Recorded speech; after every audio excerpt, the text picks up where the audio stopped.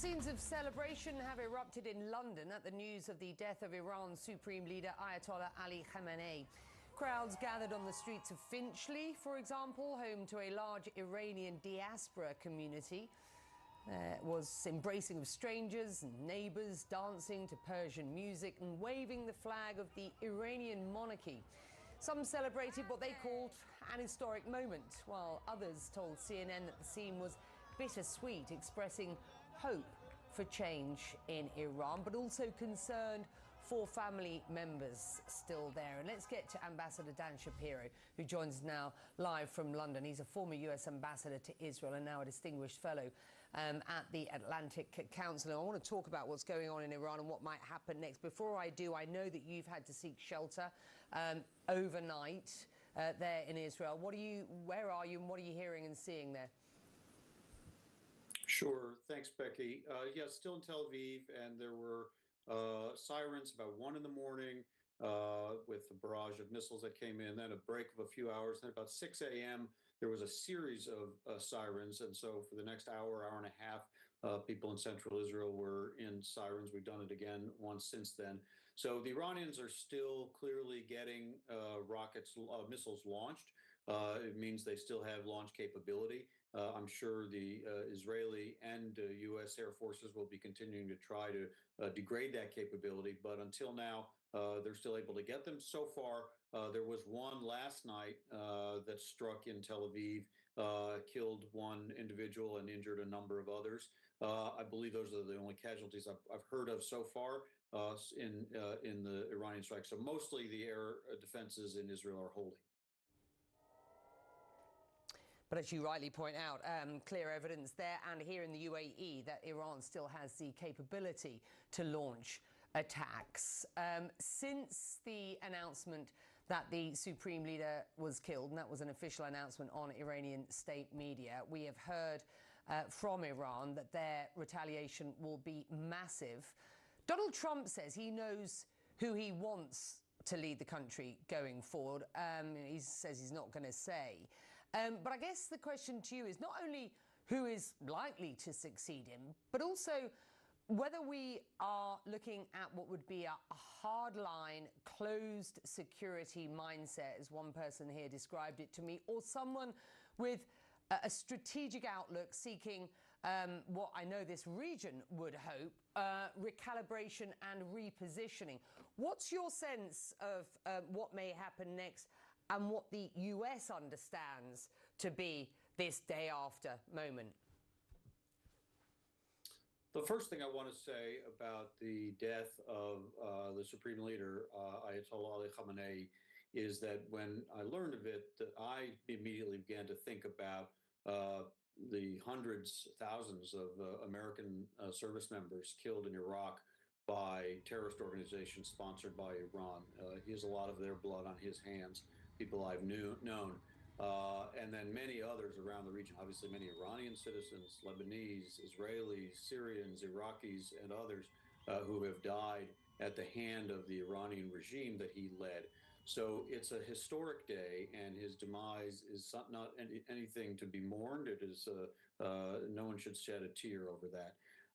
It does leave a very big question that I think no one knows the answer to, including analysts in Israel, analysts in the United States, analysts around the region, exactly what's coming next. There are a couple of possibilities. One is that essentially the regime holds. It may be weaker, but it's a sufficiently durable structure of clerics and the Iranian Revolutionary Guard Corps and the Basij to take care of domestic security, that even in a weakened form and with new faces and other leaders filling in for those who have been killed, essentially the regime holds. It may be deterred, may not want to get back into its nuclear and missile programs as fast to provoke President Trump to continue attacks, but they could hold.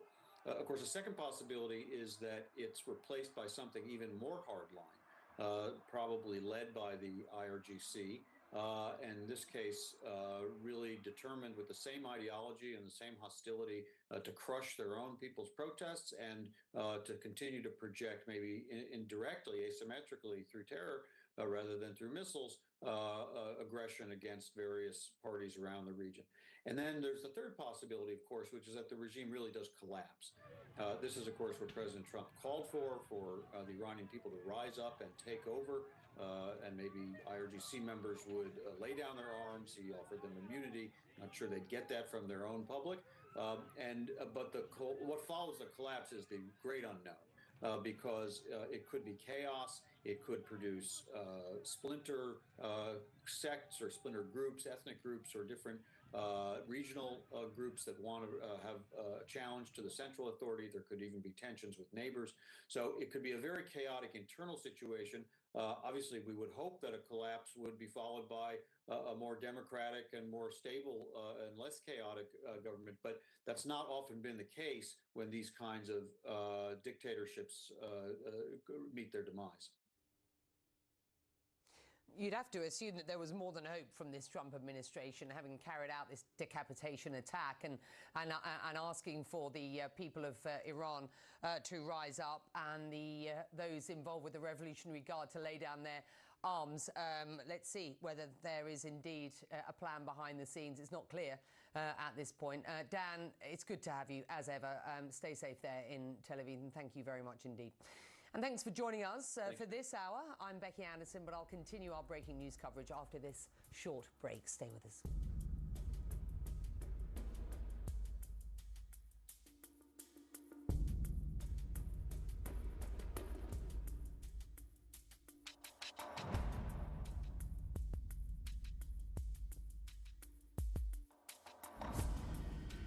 They're super cute. They're so cute. For thousands of years, humans have relied on the land to sustain our society. Now, a robotics revolution is shaping the farms and forests of tomorrow. Check this out. We meet the next generation of bright minds. Let's give it a try. Engineering a smarter, greener, and more resilient future for the planet. We are bringing the lab to the field. Join me, Christy Lustel, on Tech for Good. This weekend on CNN, in association with Samsung. In every corner of Africa are breathtaking landscapes, inspiring breakthroughs, All right, let's go! and the people that enrich communities. Delve deep into every facet of this great continent. Inside art and culture, sports, inside business, tech, and so much more. Inside Africa on CNN, in association with Zenith Bank.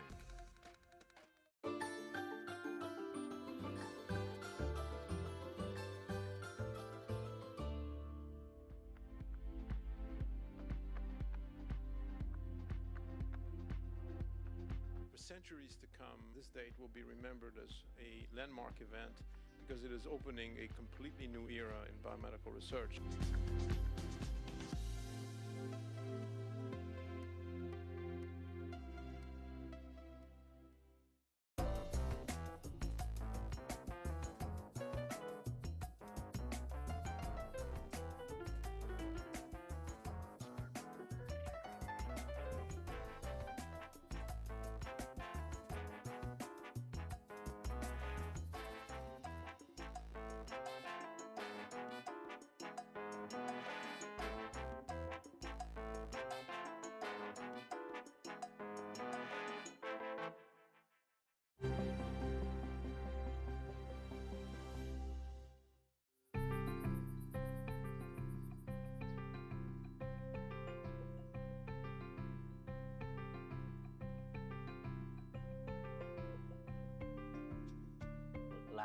Visitors can not only see the old village, but also experience the local customs and culture by staying with local families.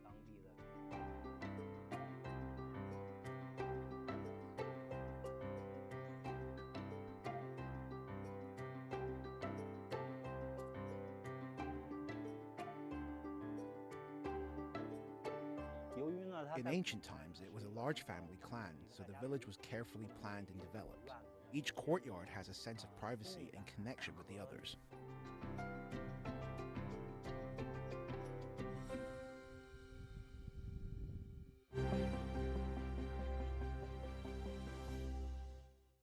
News races around the world at breakneck speed. Once that story aired, it blew up. It is actually an example of sometimes journalism, it's led to something good. Amanpour, weekdays on CNN. I'm Max Foster at Buckingham Palace in London. This is CNN.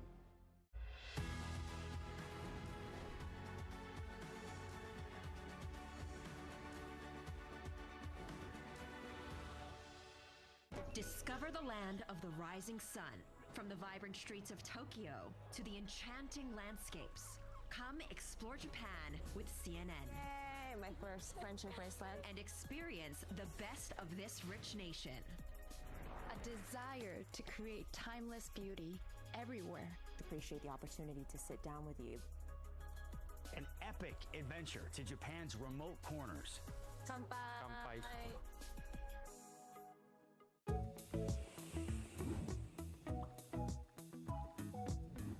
When you travel the world, make sure the world travels with you. Check in, log on, and get connected with all of the latest developments at your fingertips.